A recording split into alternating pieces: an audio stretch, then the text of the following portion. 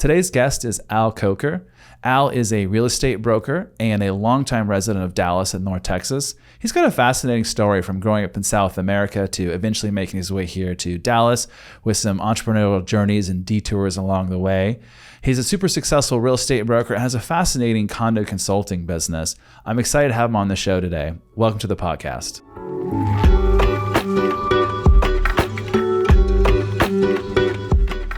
So Venezuela? No, Colombia. Cartagena, okay. Colombia. Okay, so you were born there. Yeah, I was born there and lived in Colombia for a little bit. Okay. And then we moved from Colombia when I was really young child to Venezuela and lived there until I guess my father took a job with the military, and we moved from Venezuela to Taiwan. Oh, wow. And so we were there in the mid-'60s when he was going to Cambodia and Laos and Vietnam. Okay. And at that point, Taiwan, too, was also sort of actively, being harassed by the Chinese, just like today. History sometimes There'd be repeats times itself. where, like, all of a sudden you'd see a bunch of contrails, and my dad would be gone for 4 days. Was he in the No, he military, was he was a contractor. Oh, he was a yes. communications engineer, but Okay. apparently from 1949 until he retired, he was also a contractor for the CIA. Oh, wow. When did you learn this? Not in your childhood? No, long after he was dead. Wow. I learned it on a real estate project that I was trying to do in La Paz in Mexico, and started playing golf with a guy from California, and he was telling me about he'd been a carrier pilot and then went and flew for Air America, Okay. which was the largest airline that didn't exist, that was the CIA's private airline. Ah. And so we were talking, and he goes, "God, your dad's name sounds familiar." And I was joking around, well, every place he went, there was a conflict here, there, we'd always saying he was a spook.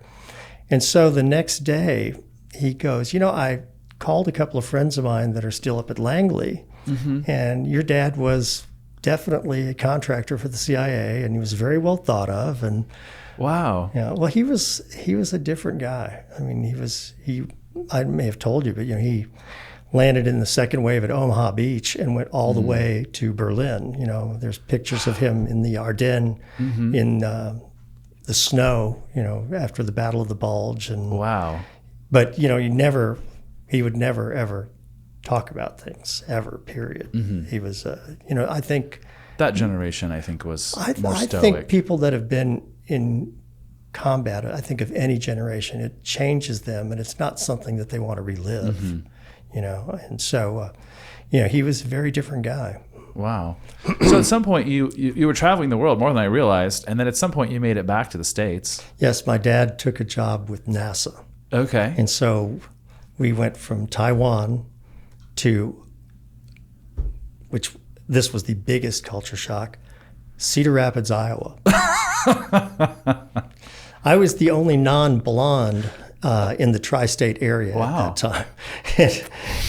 But I knew we were going to the beach, and I had already started my first fledgling attempts at surfing in Taiwan.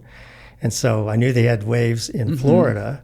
So I figured I could pretty much put up with anything. But Cedar Rapids was definitely an eye-opener, where I had no idea that wrestling was a sport.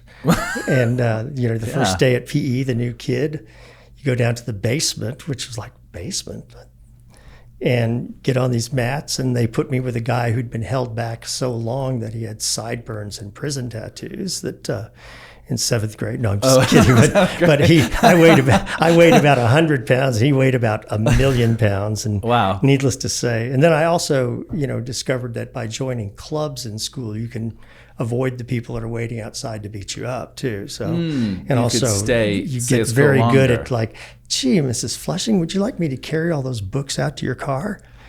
"Oh, I'd love a ride home. It's only a few blocks away." And I discovered I'm fast. When it's better to run than get your That's fair enough. butt handed to you. Yeah, that's a good point. But I knew I was going to the beach. You just knew it. But it was the first time I'd lived in the United States. And I thought, wow, this is So that's kind of crazy. Well, Cedar Rapids, Iowa. I mean, yeah, it's different. So you went from Iowa to the beach, or you had to wait? Cape Canaveral. Okay, so you did make it there. Yeah, and then we ended up in Dallas on the way to Australia, and my father was doing training, and they canceled the rest of the Apollo program. So that's how we ended up in Richardson. Okay, wow. So yeah, I'd wondered how you made it to Dallas, but I think you have a New York phone number or a Florida phone number.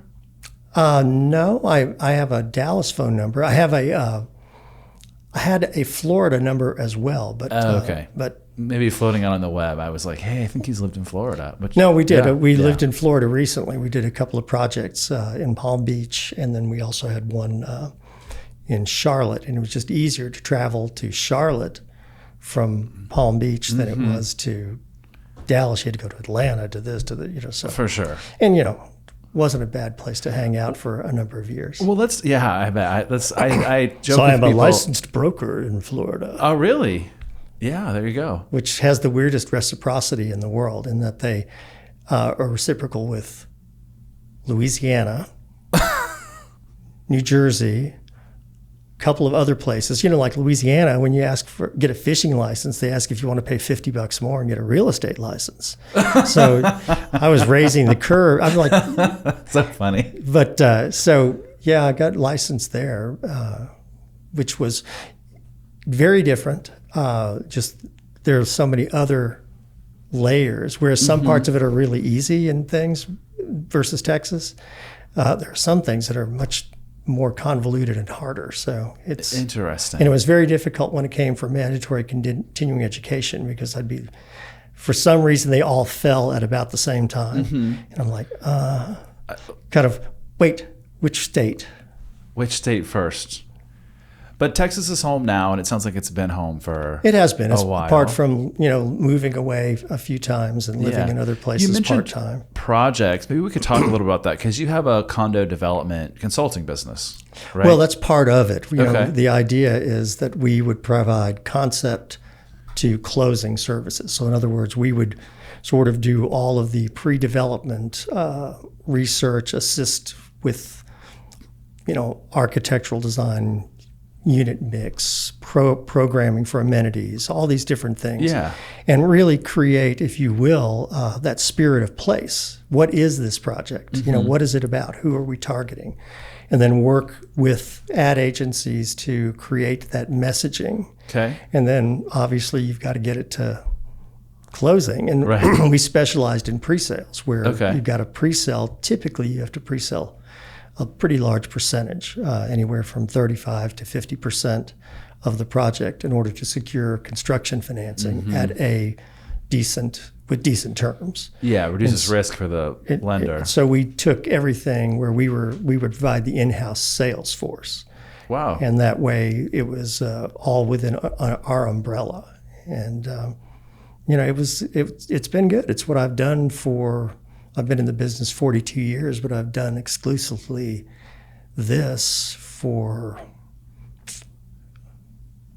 25, 26 years. Wow, okay. So longer than, being a regular resale. And believe me, I've done lots of resale stuff. Well, that's how we met, on the resale deal at Lakeside Tower.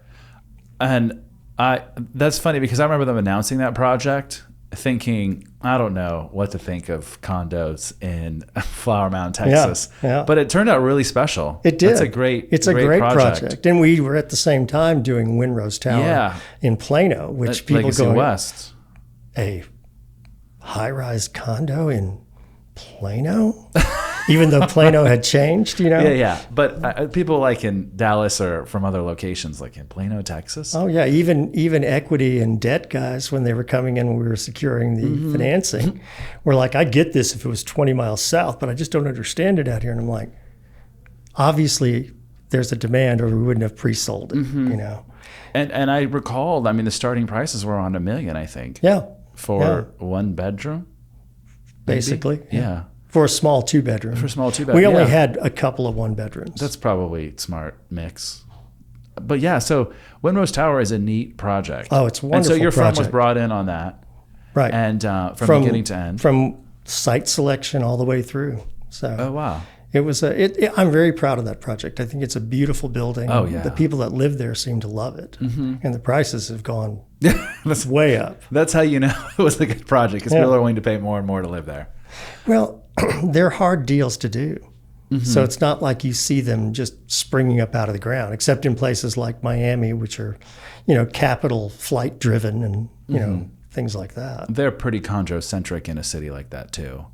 Well, they are, but it's in Miami, and particularly in South Florida, a lot of it is driven by capital flight from other countries. Interesting. Yeah, from like South America, but also Central Europe. Oh, yeah. There's a lot of people that... Let me out of there. For all the problems we have here in our country, this is still a great place to bring your money. It's where everybody wants to bring their money. And so, why not put it in the condo project? Without getting into global politics, clearly it's where everybody wants to be. Yeah. And Texas is where everybody wants to be in the United States. Yeah. The in-migration is unbelievable. Well, I was just talking about that with somebody the other day. Like, this is a core part of our market problem right now, is I think there's just not enough supply. And there's high demand. I mean, and part of it is population growth, is happening. But then stacked on top of that is more people want to move to Texas. They're not going to stop. I don't see that turning off. So you've lived in Texas a while. Since '71, except for moving to Lake Tahoe and Maui. For projects. No, when I sold my first business, which was a skateboard shop. Yeah, so you're a skateboarder. There's a lot of things I want to talk about. Let's hear about that. A friend of mine was building the Playboy Club in Dallas, and he was from Lake Tahoe. And at the end of that project for him, he said, "What do you ought to come up there." And I was kind of like, well, that kind of makes sense. I don't have anything that I'm really doing. I'm done with school, and I had money, and I wanted to ski. Oh, okay. So I moved up there, and because gymnast, skateboarder, surfer, skiing, that's got to be easy. You're falling on snow. So I went up there and immediately was humbled that I was Bambi on ice the first couple of days. And then all the guys that taught me, though, were nutty people doing, aerials, and this was in the 70s. Okay. And ski racers and everything. So I learned from the best. And that was a year that we had a ton of snow. I skied my first year 152 days, something like that. That's a ton of skiing. Yeah. Ton of skiing. So I got really good. You were there for one season, or did you? No, I was there for one season, but then for a number of seasons after that, I would ski, 20 or 30 days a year.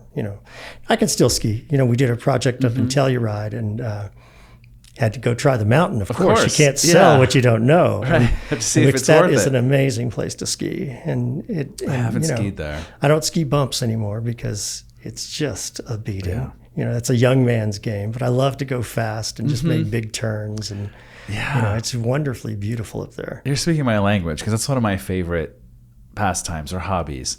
But I think on a good year for me, it's like 10, 12 days. Well, that's still, because in Dallas, there's obviously no skiing. No, but you can get to New Mexico, we can get a lot Colorado, of places easy. And pretty quickly. Where's your favorite spot to ski? I'll say in my recent skiing career, I would have to say Telluride, because it's a hard place to get there, number one. It's a tall mountain, so the snow's unbelievable, but the difficulty in getting there keeps it from being overrun. That's a great perspective. That's part of the reason why I haven't tried it, because it just seems like a hassle to get there. It's a beating. Yeah. Don't try to fly in there, because it's like an aircraft carrier got left by the flood in the mountains. Yeah. It is you have to be a specially rated pilot to land there. And it gets closed all the time. Yeah, so you're going to be delayed or stuck. Yeah, but it's worth it. It's worth it to fly and have the drive in, and it's definitely a great ski area. Okay, I'm going to keep it on the list then. You should. Yeah, I'm already getting excited. It's great for snowboarders too. Well, I'm not sure about snowboarders. Just kidding. My youngest son's a good snowboarder. My sisters are snowboarders, so I'm like, it's like if you've got deep powder and really, stuff like that, I think it's really cool. I think it's wonderful. But on anything that's hard pack and ice, my butt still hurts. I tried it one. You can't one edge, year. Especially as a beginner, you can't edge. I can go all day skiing without falling, but that's usually how I am. I'll knock on wood for next ski season. Got to be some wood in those walls, right? I think so. So you're a skateboarder. I have been for 60 years. Quite a while. Metal wheels, then clay, and then the big bang of urethane. How did you get into that? Weirdly enough, my father brought home a little skateboard from the States. Okay. And we had this big patio, and it had this little metal wheels. And my friend and I rode it around this big patio until the wheels fell off. And then we went to the States on vacation. We'd come to the States on summers and went to Sears, and they had a Super Surfer with clay wheels, which was a revelation because even though if you hit a rock, you're flying, they were way better than steel. So I terrorized all the motor hotel inns on our drives across the states. We would land in Florida and then go either up to New York or to Texas. So along either route, there are probably people still wondering why that kid was running around all hours on a skateboard. So this has been a lifelong passion. Oh, yeah. Do you still skateboard now? Yeah. I mean, I shattered my leg skating a pool a couple of years ago. And the rehab on it was just, it was arduous and lengthy. And I don't want to go through that. So although I did get back on the horse after I healed enough, I like to roll around and just have fun, and I can go skate stuff with friends and things, but I'm not going to skate because I just know my makeup. I will go and I'll get with my friends who are all younger, and I'll get amped up, and next thing I know, because if you're going to play with gravity, at some point gravity's going to play back. That's true. You can't. And to make it to 65 with never being in the hospital, I think that's pretty good. That is pretty good. That's a sport where you don't have a lot of protections. It's you and gravity and even with protection, and concrete. I pad up like the Michelin Man, helmet, everything, right? But you will have falls. This just was one of those things where leg planted, all the momentum was going one way, and you snap your tibia, fibula, and your ankle all in a nice, tidy manner. It's pretty funny when the EMT goes, I cannot believe you don't have shards sticking out your skin. So, yeah. And then he proceeds to say, "What? Man, your pulse, your heart rate, everything is like super low." And I go, "Look, I was a lifeguard. I don't want you to have to put. I don't want you to put the shock blanket on me, So they were really great. They, we're gonna give you as much in the pain department as we can because it's going to be a long time before the doctors give you any." Ooh. So they were great. They loaded me up. And where was this? It was just down in Deep Ellum. Okay. And at our park. I wanted to ask you about that. You had like a skateboard park or a museum? I built two nonprofit parks in Dallas. They're both gone now. And then on the second one, I had the incredibly bright/dumb idea that, I want to preserve and share skate culture. So I built the Texas Skateboarding Museum. Oh, wow. And we had people from all over come to see it, and it was pretty cool. I was very proud of it. But now I'm divesting myself of it just simply because I didn't buy it to keep it in boxes. I did it to share. Yeah. And so, it was really fun. It was really rewarding. We got to do, I think we created a lot of good citizens. We would charge $5 for people to come in, which you come in, you skate all day. That's fun. Kids and stuff. We would check to see. We had these regulars, right? So you want to make sure that they're not just throwing their lives away. So we ended up doing a lot of mentoring, which was great. We sort of created, I think, better citizens. You catch a kid doing something right, they're picking up trash and stuff. So guess what? They get a free pass. They get a T-shirt. Yeah. Then you get these other kids go, well, why did he get that? And I say, well, watch what he does.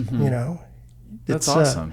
And, we wouldn't allow any nonsense, so to speak. It was an opportunity too. We got on a couple of different, television programs, different things like that. But we got an opportunity to show that sort of particularly 80s and maybe early 90s stereotype of the skateboarder isn't true. We had one of the head immunologists at Baylor, skater. Wow. He's also had been a quarterback, starting quarterback at Duke. And we had lawyers, doctors, people that own businesses. Mm-hmm. We had all different kinds of people. And we had, amazing that it was, people felt really good about bringing their kids there. So you just felt inspired based on like your passion, just say, hey, how do we share Dallas, this? The city of Dallas, Mm-hmm. 8th largest city in the United States, incredibly wealthy city. Mm-hmm. Every suburb has a skate park. Yeah. Fort Worth has 2. Wow. City of Dallas, I've been trying since the 70s to get a skate park built. So we also wanted to show, we did this all with volunteerism and donations and my money. But it was a team effort of some wonderfully dedicated people because everybody was like a docent. We didn't have paid employees to run the park and maintain it. But, Dallas still doesn't have one, even though it's been in the approved bond program for 5 or 6 years. I'm kind of surprised by that. Yeah, Garland has an amazing park that just got finished, and I'm proud to say we were able to get it named after a gentleman, John Comer, who was an amputee. He was the first Special Olympics. He would never. He would never accept the fact that, this guy was an amazing skater. Wow. And really tough. He passed away a few years ago, and it was only fitting that we were able to get it named after him because he was from Garland. Yeah. So that just happened. That's pretty cool. Tony really cool. Hawk got very involved in all that. And so it's interesting to see sort of how little wooden toys with rollers on it is now in the Olympics and stuff like that. And that is super and cool. I'm proud of the fact that, I was able to do it for so darn long and had the first skate shop in Texas. And, I still had people who come up to me, you sold me my first skateboard. And I remember you. Sort of like crazy. real estate after you've been in it a long time. That's true, people yeah. go, oh, well, we came to your project. You sold us this. And you're like going, oh, yes, I remember absolutely. And your name would be? Are you a real estate agent listening to this podcast? Our team is growing. To find out more about joining a fun, service-minded team, go to hastingsre.com/careers. That's HAISTINGSRE.com/careers. So you sold your skateboard shop. That was kind of your first entrepreneurial endeavor. And then you went to Tahoe and skied a lot, which is came amazing. Back and then what happened after that? Came back and went to work for the people that bought it. They had expanded where they were doing, they were literally doing wholesale all over the Gulf and Florida and all over the company called Donnell. Really great people. And went back to work for them. And then my girlfriend from Tahoe called me about, I guess 2 weeks later. It couldn't have been very much longer. It's a while ago, so the time frames may be a little fuzzy. Said, I got this job in Maui. Mm-hmm. Do you want to move there with me? And I really wasn't aware that we were that close. But I just remember calling my mom, and she's going, well, I don't know where you've never really had much supervision. And she goes, this is the freest you're ever going to be. Yeah. You've got your own money. You've got, you're done with school. That's all I can say. And so I said, well, I'll let you know. And called her back and said, well, meet me in Manhattan Beach. I've got some friends there and we'll move to Hawaii. And wow. So 3 days later, so you lived in Maui for how long? That was the Wild West back then. Maui was? Well, there was no Kapalua. There was none of that had been built yet. Lanai was still a private island with, I guess, the Dole family had all pineapple and things like that. And I was there for about a year. We didn't stay together more than I think it was about 8 weeks. Okay. And I moved into a Quonset hut up in the hills with a couple of guys. And, you moved, when it rained, you would move your cot around and was a surf bum, Yeah, so fun. And went over to Kauai for a little bit, but I didn't have a whole lot. I had a surfboard and a pack. Suitcases or a backpack.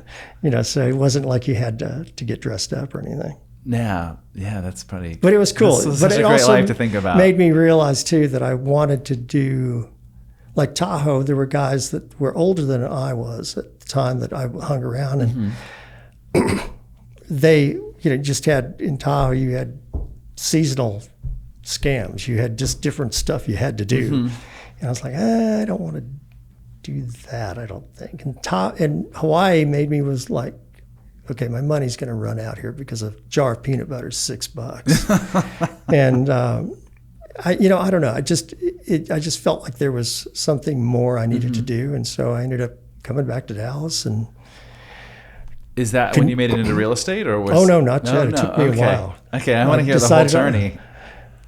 Well, I then decided that I needed to. I was bartending, all these different things, and I was going to go back to school and got into photography. And this one client became a great guy and shooting his jewelry. And he was like, Al, you've just always, you had your shop, you've always been, outgoing, and you just, you're a natural salesperson. And so he said, you ought to get in real estate because I've got a lot of stuff I'd let you sell. And so I decided I'll go back to North Texas and get a business degree and so I started working for this company and doing, just stuff around their office, and realized pretty much with having, accounting 101 at 8:00 and driving up there to North Texas that no, LIFO and FIFO just don't really appeal to me. So I got my license, went to work for them, and as soon as I got my license, interest rates promptly went to 21%. But we had no idea that, is that a problem? Yeah. Well, I mean, you can really appreciate it now when buyers are like, we're 7%. so naive and young. And I just remember working on a project. For this company did condos mainly and stuff. Conversions were big at the time.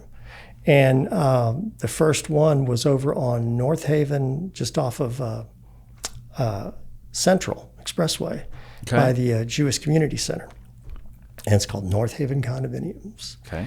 And we ended up having to sort of create a way to sell them.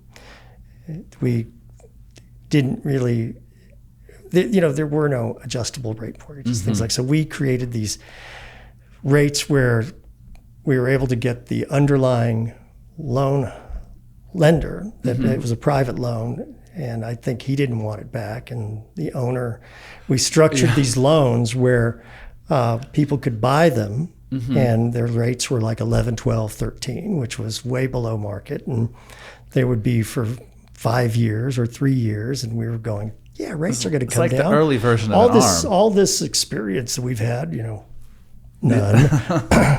But anyway, it worked out. And that gentleman, he sent me Christmas cards for, I think, a decade. Wow. Well, because otherwise he was out of in luck. deep stuff. Yeah, that's interesting to think about. So he probably took an apartment complex and converted it to condos. Yeah, they were exactly. And then you helped the project and sell it. I came on and it was the first experience, and then decided not too long after that, I got to get into the house thing because people don't seem to like these things as much. Back then, you had a lot of shoddy new stuff being built that was, and I think I know where it's at. There weren't as many rules and all these different, and so like, I need to get into the house thing. And so I went and joined Merrill Lynch in Lakewood. And at the time, Merrill Lynch real estate brokerage? Yes. Oh, wow. Yes. Merrill Lynch decided we need to branch out. We need to have real estate because it can be synergistic with our brokerage and our money market and all this, kind of made sense. Yeah. But those things never seemed to truly work. And so got into the house thing, and I was Merrill Lynch's Rookie of the Year. Oh, nice. So, and after that, it was, it was, I've been doing that for, that was in the 80s and did all of this all the way, really, apart from a few little projects here and there. It was really a single family. And for a period, I was, one of the higher up agents in DFW or Dallas, for single family home stuff. Oh, nice. And joined a company called Murray, which was Murray Savings in the later 80s. And then that became Coldwell Banker. And oh, wow. so, I was sort of morphed into these different situations. Yeah. And so you have a team now too. I do. Yeah. How did that come about? Well, it's basically an offshoot of my company. Okay. It was, I've always had a team. Yeah. If you think about it, I had my own company longer than I was ever with anybody. And it's sort of like my wife always jokes that you're unemployed between projects. So, there's a longer gestation period now. The deals are harder to do, I think, and especially in Dallas. Like condo deals? Yeah, the low-hanging fruit has been multifamily. So it's very easy. There's not as much liability for the developers, those types of things. Yeah. So I see the upswing on luxury deals getting, built in Dallas right now. But there's a real need, I think, in that marketplace for a more affordable, if you will, condominium project. And that'll come. Yeah, that'll it's come interesting. as single family continues to escalate. And you have companies like Goldman Sachs bringing a couple thousand people, different things like that are going to contribute to the need for more, when you say, quote, affordable deals. Yeah.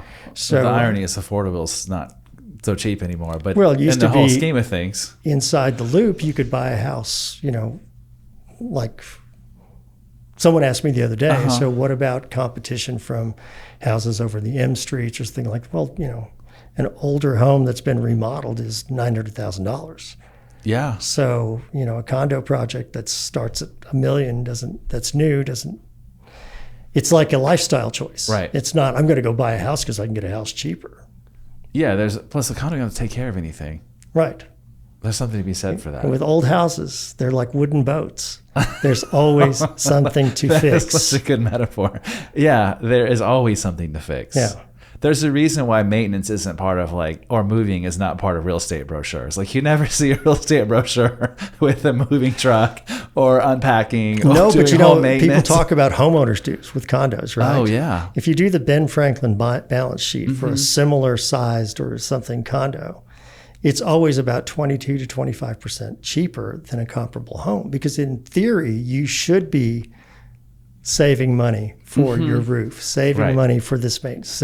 In theory, those are, unless people don't save the money, but yes, they should set in aside theory, a maintenance right? reserve. So if toss in a pool, you toss in a yard service. So all of a sudden, particularly when you get into bigger homes, more expensive homes, the condo is always going to end up being as a monthly nut is going to be cheaper. Yeah, there's that lifestyle thing. I think about that a lot for real estate, especially the more affluent people. They're more mindful of hey, what's the lifestyle I'm creating compared to the financial aspects. Yeah. I mean, but having a you have to concierge decide downstairs, to help with errands or to help, receive people. Or I've got homes in 2 other places. I don't need the big house anymore. I don't need that. So what's the best alternative?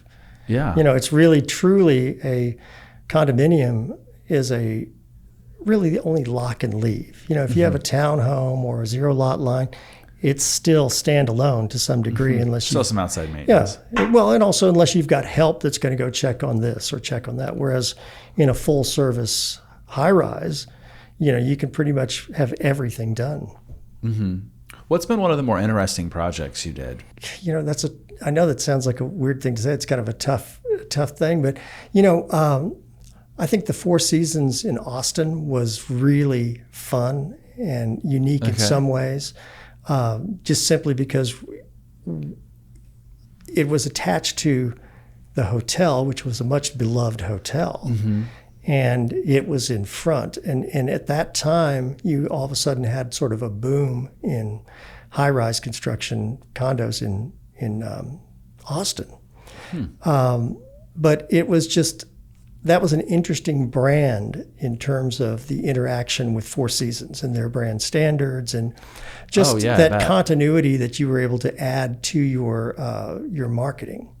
Like for example, you take a picture of this person that's going to be the doorman. Well, guess what? And he looked like he'd come out of central casting for a Western. He was awesome, like 6'4", little, graying mustache. But that was our guy, so we were able to tell people, here are the people that are going to be taking care of you. And that was huge in terms of being able to do that. We did that to some degree with the Ritz in Coconut Grove, but this was because of Texas and because of Austin and because of that Four Seasons in particular strikes a chord with so many generations of people. That in particular was very important because it created just this sense of home. Yeah, when I'm hearing that's a sense of place too. And then, doing workouts sometimes when you are taking over a project that has issues and you're coming in and trying to, make it not have issues. And that challenge is always fun and interesting. When you say issues, what does that mean? Like you have a project that, say, has 420 units and takes up a city block and it's completely built and everything. And, have a hedge fund that buys it and then goes, oh God, what are we going to do now? And you've only, say 40 or 50 have closed. And so someone has partially rented some of the building and the developer from whom they took back the note decided there were things that we don't need to finish, like security doors that lock and all these other different things. And an association, it was sort of like being given the task of, we're going to give you this super tanker, but it doesn't have a rudder. Can you get it back to port? So that was an interesting task. I bet.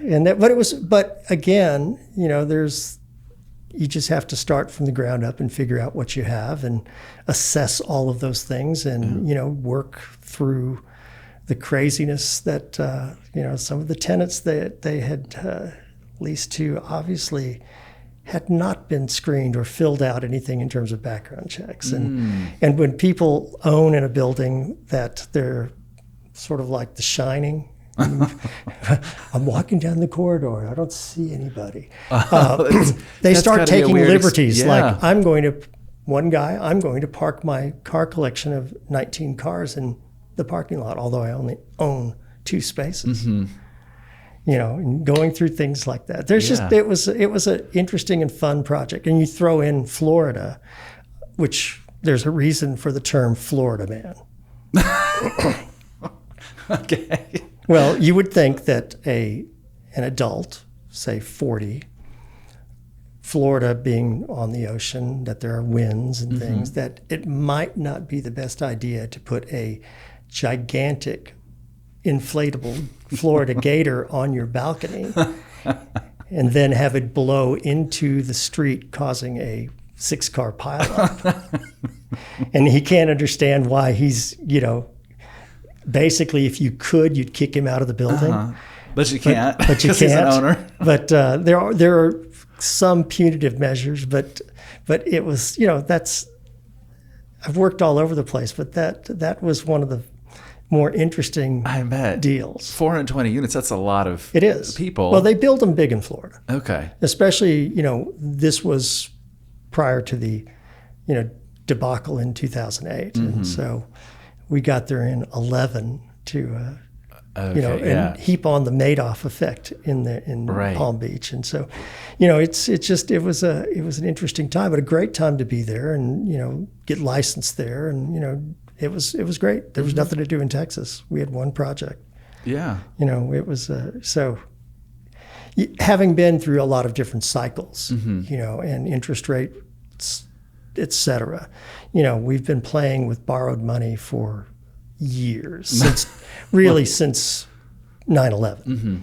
And so with that in mind, being at 6 or 7%, I think that we sold an awful lot of stuff, whether it was single family or condos, 6 or 7%. Yeah. Well, you bring up rates because this is on the mind of so many buyers right now. But then you talk about people were still buying when it was 21%.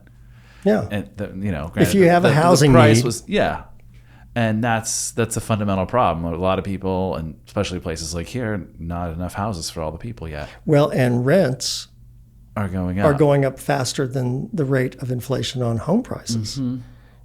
At which seemingly you would think there would be some sort of abatement to that, but again, it's in migration and supply and demand. Well, and you still have, I don't know how many in Dallas County, but I think you have something like 11 or 12,000 units being built, rental units right now. That's a lot.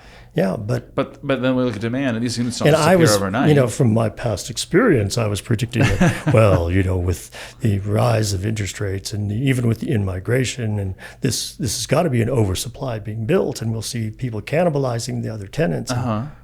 Wrong. Hasn't happened yet. Yeah. Obviously it could. Well, you've got office buildings in downtown Dallas, right, that have been essentially vacant. Yeah. That are now being converted to housing.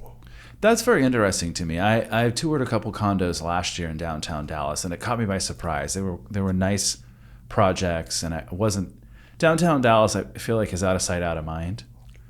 At least for me. Well, living up north here. You live up north, but it doesn't have the same urban core as Dallas. Doesn't have the same urban core as maybe some other metro areas, from my perspective. No, well, it's a ring city. You have to remember they built freeways completely surrounding like a moat. Yeah. So, like the change in doing, the Clyde Warren Park sort of bridges that moat in one place. And I think too, there is way more. It used to be a ghost town in Dallas, 70s, 80s, 5 o'clock, nothing going on down there. Now there's, I don't know, I can't remember the exact number, but I want to say there's somewhere around 7,000 people living in the downtown core. That's cool. Yeah, that's impressive. And so it's changing. And still changing too. Yeah, but it's funny in that it's not changing, that it's not an urban work center. It's becoming a place where we're repurposing, perfectly fine buildings into what's needed, housing. I kind of think we'll see more of this. I think commercial market is really tricky right now. Oh yeah, it's challenging. Yeah. But you do have people like, Goldman Sachs. You've got lots of people moving their corporate headquarters to Dallas and to Texas. And so from that standpoint, there's going to have a lot of, build to suit for those types of deals. But, their housing needs, people are no longer like, I'm going to have to live within 2 miles of where I'm working, right? So they tend to get filtered out into what type of lifestyle. If I'm a younger person, what do I want? Do I want to be in the suburbs in a suburban community where I don't have 2.5 kids in a Range Rover, Right. So, it's all different. I think we are becoming a more fully fledged city in some ways, and the suburbs are not suburbs anymore. If you look at what's happened with Legacy West and Frisco and Jerry World and all that, I mean, these are cities in their own right. Exactly. The suburbs now. Exactly. Where they used to be, sorghum and cotton fields. Well, yeah, that's funny because you have been in DFW a while. Yeah, to think about Plano and Frisco just 20 years ago. There was no West Plano when I moved here. It was all east of Central when I moved here in 71. Yeah, it was like downtown in East Plano. And do you know where J.J. Pierce High School is in Richardson on Coit? Yeah. That was it. That was the end of the road? Coit turned into 2 lanes and was dirt past Campbell. Campbell dead-ended. That was all a big farm. And then the Texas, the A&M Agricultural Center was like a shack. right there. And UTD was one little one-story building. I think it was just I don't know what it was there for, but it was very, very, very different. And that's only what's 40-something years ago, but 50-something years now. The growth story is amazing here, though. It continues. And it's fun to see like up and coming neighborhoods or small towns becoming bigger towns or bigger cities, like Allen or Prosper or Salina. Salina. We would go drive up from Richardson, and there was a rock quarry that had filled in. They'd hit water. Okay, and that was the summer of 1972. But it was this clear blue, beautiful water, and had like a 25-foot cliff you could jump off. And oh, wow. We'd go out there that first summer, and there may be a couple of kids that were from around there. Mm-hmm. And even on a Saturday or Sunday, there'd be 10, 12 people. I had my surfboard, I'd paddle around. And we just had so much fun. The next summer, there were more. And then 2 summers later, it was like Woodstock. There were 1,000 people out there, and people were, Camelot ended.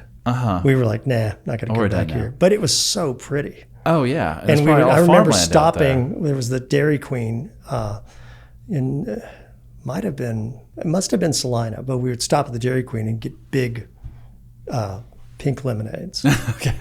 There might have been some vodka involved. I thought you were going to say a Blizzard, but that's probably... No, there was vodka involved. Okay. That's funny. Little thugs. So if you're somebody thinking about moving to Texas, where would you tell them to look? Or if you're advising somebody thinking about moving to Texas, what areas would you say, hey, why don't you check this out? Like spots. Is it I have an unlimited amount of money, or what is? Most people don't have that choice. Well, I suppose where would you go if you had an unlimited amount of money? Well, I think I think that the Park Cities are still one of the best neighborhoods in the United States, not just Texas. Yeah. Aesthetically, the trees, your private police force, you have your, your school system, which just cranks out amazing. It's effectively a private school. Well, it is. Yeah. It is, and it's, if you think about it, you can go up to Preston Hollow, which is another wonderful neighborhood, or any of the other neighborhoods, and send your children to private school if they can get in. But, it's sort of like there's not a volcano creating any more land in the Park Cities. So that finite amount just continues to become more and more desirable. And so from that standpoint, it's a blue chip. I will say that the escalation in prices there has been astronomical. I mean, it really is. But, there's lots of great neighborhoods, when you think about it, little pockets. Like even though it's gotten more expensive, I still think Richardson is, West Richardson's one of the very best values. Yeah, like over by Canyon Creek. Canyon Creek's amazing. But, the reservation, there are little pockets throughout that are really nice. And you have a police force that when we were kids there, we felt like it was the Gestapo, but but parents and families like that. Maybe having, long hair and being hippies was, and driving a Volkswagen van, the stereotype of, we should keep an eye on those kids. Yeah. But, but they have a great school system. And I think that it's no longer a suburb, it's in town. Yeah. It has great access, has great employment centers. All the fundamentals are excellent. And so I think from that standpoint, I still think it's a value play. And you look at Canyon Creek, there's so much new construction. Oh, yeah. But that's happening over in Reservation. It's happening over in that little pocket off of West Shore that's just off of Arapahoe. Okay. That's a little neighborhood not a lot of people know about because the streets don't go anywhere. But it's really cool. It's really pretty back there and no traffic. Right. So I think Richardson is a really good value. I think that I'm not as familiar with the suburbs in terms of what would be good values. But I know that even like in Willow Bend, there's houses being torn down. You're going to see more. I'm excited to see more and more of that. Well, because let's face it, a lot of it was built in an architectural wasteland of the 80s, which, there was no good design in the 80s. So getting rid of that stuff is going to happen. And the location is great. If somebody is an executive up at Legacy West or in Frisco, and you want West a bigger Plano's lot, great, you want something that has trees, which funny how those neighborhoods that, we used to call them Charlie Brown trees. Now those trees are 30 years old. Yeah. So, I think Willow Bend on the high end is and Briar Ridge, I think, is just like in far north Dallas. Yeah, Frankfurt, just off of Frankfurt, just north of Frankfurt. Yep. I didn't get the ribbon cutting, but I opened up Frankfurt one time for a showing because the street had not been completed between the tollway, and I was late for a showing. And I saw this, thought like, that bridge looks finished, so I moved the barriers. And next thing I know, I've got a stream of cars behind me. So I was the pathfinder. That's funny. But I think those neighborhoods, because even though part of it is in the city of Dallas, it's Plano schools. Correct. And so I think that's a good value too. Mm-hmm. And again, it's by Dallas North Tollway too, so easy to get places. Exactly. And you also sort of have a situation where there's the railroad track, so you don't have a lot of through traffic. Mm-hmm. So from that standpoint, I think the golf course too. It's sort of the north end of it. So, I think those are some just off the top of my head. Yeah. And I think Fort Worth is one of the best values in all of Texas. It is undervalued. I like Fort Worth. I haven't really done real estate much in Fort Worth. It's just kind of far away. It's undervalued. To go visit Fort Worth, there's a lot happening there, and it's a neat city. And it's a can-do city. The city itself will help you in so many ways to do your project. Are there condo projects happening out there now? Well, there's maybe a major one that cannot be announced yet. Okay, we'll save that for another time. But you know what? You have to invite me back. I'll give you first dibs. All right. So I think. But it's the 13th largest city in the United States. Wow. And has unbelievable wealth that is very quiet wealth. It's not as flashy as and Dallas. You look at the areas that surround it, if you think that feed to it, like, for example, Keller and South Lake, those they have more in common with Fort Worth than they really do with Dallas. True. So, I think Fort Worth has, such a cool art and music scene and all these different things and it still has it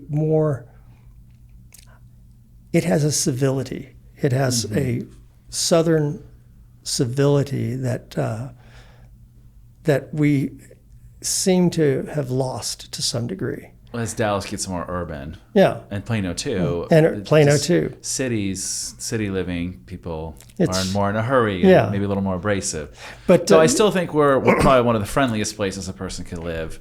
Oh, but Texas in general. To Fort Worth is so laid back and down to earth. And it's got everything. I mean, you think about it. It's got a Neiman's. That's all you need. You're making me want to go visit Fort Worth soon. One of the things I've wanted to do, I have not done, is take the train out there. I don't know what it is, just wanting to ride the train.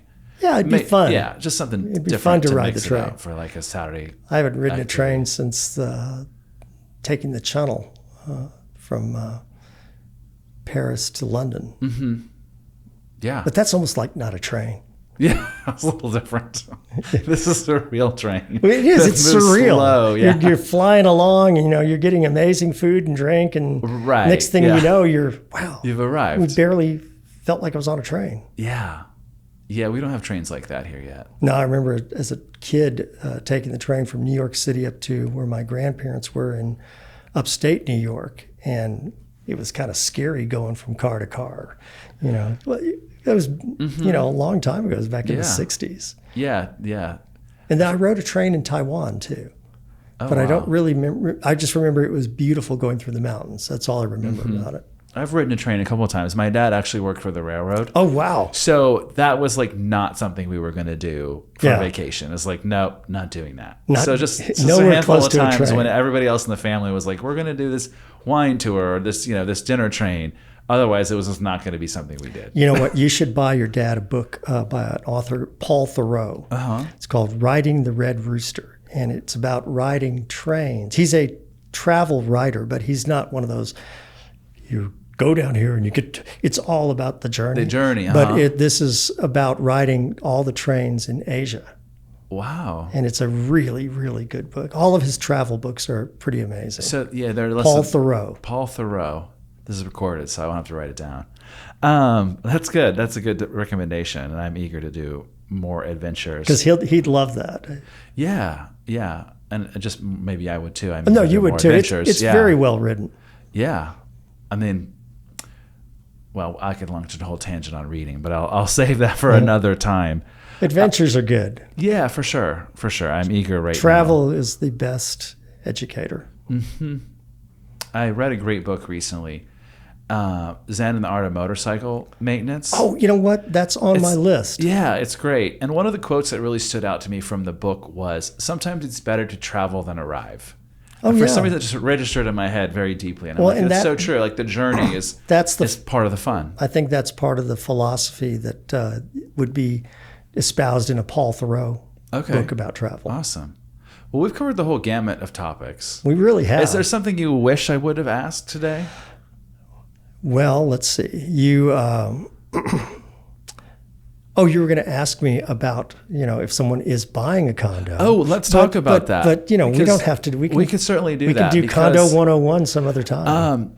Yeah, we talked about condos quite a bit. And that's something that buying a condo is definitely different. Well, as an agent, a single-family home. As an agent, for us, it's sure different. It's one of the things I think that people don't look at, and they should, is you really want to look at the balance sheet of the association. Mm-hmm. Look at the reserves. Look at the history of how the dues that when they were raised, those types of things. Typically, a lot of them will have, if they're older, will have a reserve study that will basically, it says the expected life for the roof, expected life for the air conditioning systems, those types of things. So I think looking at that balance sheet, but also just when you're looking at the building itself, I mean, it doesn't take, just like you look at a house that has deferred maintenance.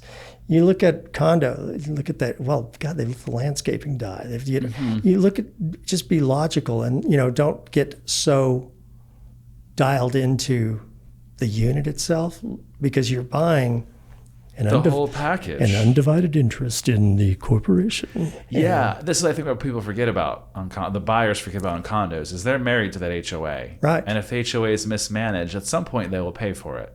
Well, either and an appreciation be active in your HOA because guess what? It's just like voting. Yeah. We can't complain about the people in office if we don't vote. Yeah. And so with the association, that is a nonprofit run for the benefit of the homeowners, but the homeowners need to take responsibility as well. It's like you said, if the reserves aren't there, at some point, maybe there's a problem with the roof or foundation. Right. Who's going to pay for that? The homeowner's going to have a special assessment, then they'll pay for it. Absolutely. Yeah. And that is not fun. And the other thing I would say too, you can always fix finishes, the candy coating, but look at the floor plan. Yeah. Not just for yourself, but when I'm selling it in the future, is this a plan that's going to appeal to other people? Because you don't want, sometimes having a unicorn is great, but a lot of times you got to resell not. it. You know what I'm saying? Yeah. So those are sort of two axioms, so to speak. Because it's harder to change a floor plan in a condo than a single family home. It's if you can change it at all. If it's a wood frame building, you're not changing it. And if you are in a concrete building, it is, number one, all the neighbors are going to hate you. And you have to get architectural approval, all these different things. Show up with and it will take you twice as long as you think because you'll only be able to work certain hours if you've got an elevator. I mean, yeah. Well, I have a funny story about that. I go back to all of your neighbors will hate you. Yeah, as you're doing construction in their home, basically, or around the home. Yeah, sound travels. Yeah, for sure. That's good advice. Thank you for sharing that. And I think, you've been at this a while. at the real estate game. Where do you think we're headed for the rest of 2023 into next year? I think we're in a more normal market. I think that, yes, you do have houses that, are selling above list and everything, but it's not the frenzy insanity that we had a year and a half ago. And I think that's healthy, because I think at a certain point, no matter what happens, that merry-go-round stops, and people who paid just insane numbers over the list, they may have issues. And when people have issues and all of a sudden they lose their job, or there's a recession that causes things to slow down drastically, quickly, those people are going to be walking away. True. That's a real possibility. What's interesting though is they had to clear out their 401k a lot of times to pay all that above. So maybe they can easily cover their mortgage, but now they're... But the thing I see is that in-migration to North Texas and Texas in general is not going to stop. Right. I think that the demand is going to continue to be high. We are still suffering from labor shortages, which is a mystery to me why. Yeah. But I think that North Texas is the place to be. And I think that the market for the rest of the year, right now, I'm sort of pleasantly surprised at the lower end of the market, say 300 to 500, how that has held up really well. I thought in past markets, when you've had rapid escalations of interest rates, the lower end of the market is typically where people don't have the elasticity to be able to afford a bigger payment. Whereas I think here, people, millennials waited longer or something. And so, I'll just put a little bit more down and, and I'll be able to, I'll be able to handle this. Yeah. And so I think that end of the market, that end of the market, which is, if you think about it, sort of the foundation. Yeah, entry level in a way hasn't really cratered the way I think a lot of people expected. And I think you going into an election year in the not too distant future, we're still sort of on the fairy world of the stock market. It continues to go up, right? And I always tell people, yes, your wealth is increasing, but unless you sell something, you don't have it, right? Yeah. So, but that perception, reality is perception. So, golly, everything's peachy, fantastic. I'm going to go buy something. So, I think that our market in North Texas is going to continue to be strong. I think that 23 is going to finish probably in some regards ahead of 22. Just prices, I think overall will still be a little higher. I think the escalation rate is slowing to a place that's manageable and makes sense, lower than the quote rate of inflation, so to speak. But I would, if I were someone waiting for the market to have interest rates drop to 3%, they better not be waiting that, because it isn't going to happen. Yeah. The inverse curve that we have with short-term rates being so high is keeping, like an ARM is priced basically almost the same as a fixed rate.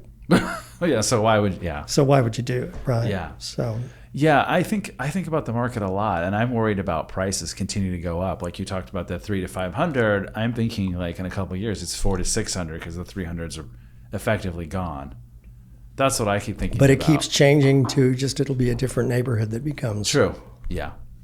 You're right. It sort of, the idea of, quote, affordable housing is something that no one likes to talk about, and they hold not in my backyard, but I really support it. There has to be some sort of rational way to create programs for people, whether it's first responders, whether it's, teachers, et cetera, something that gives them the ability where there's some sort of credits or in people of a certain income level where they're able to have ownership.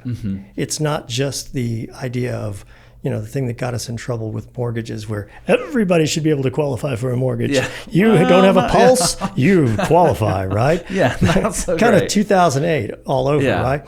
Luckily, we're not there. But getting creative from a, if you will, a public level to support people in the purchase, whether it's in certain areas or by income or by certain types of, like I said, teachers, firemen, policemen, those types of things, they shouldn't have to move 90 miles away to serve the communities that they serve. To live in the community they serve.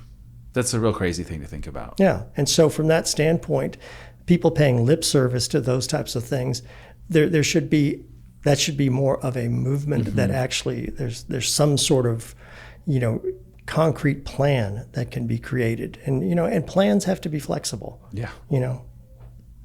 What is it? The battle plan only survives the first engagement, right? Yeah, so for sure. That's what they said in the trying military. To play up to your Army background. I know. It's all good until first contact. Then everything falls apart. Holy crap! Yeah, I know. That was a great plan until it wasn't. Run the other way. But I think hopefully the market will figure that out.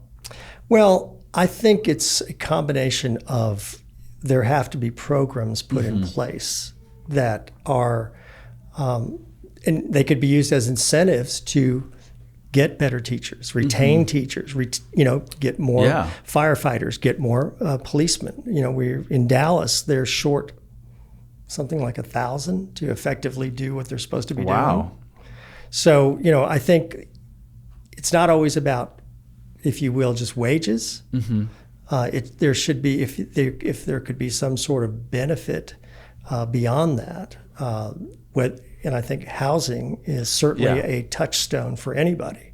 Yeah, it's a great perspective. I mean, how it affects everything about their life and where they live. Yeah. Yeah.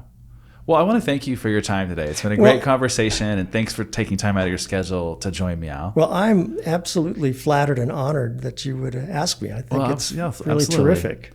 Now, if our audience wants to get a hold of you, what's the best way? Website, Instagram, email. How about just my anti-senility email? Okay. Al at alcoker, ALCOKER.com. That's an easy one. That's the easy one. We'll put that in the description too. Well, thanks. If I can't remember that, I've got a dribble cup. Yeah, for sure. Well, thanks so much. I appreciate your time, Al. My pleasure. Have you been thinking about moving to North Texas? Maybe you're looking in Plano, Dallas, Frisco, or the surrounding communities. Each year, our team helps dozens of families make the move to Texas. We'd love to help you begin your journey. Learn more on our website at hastingsre.com. That's HAISTINGSRE.com.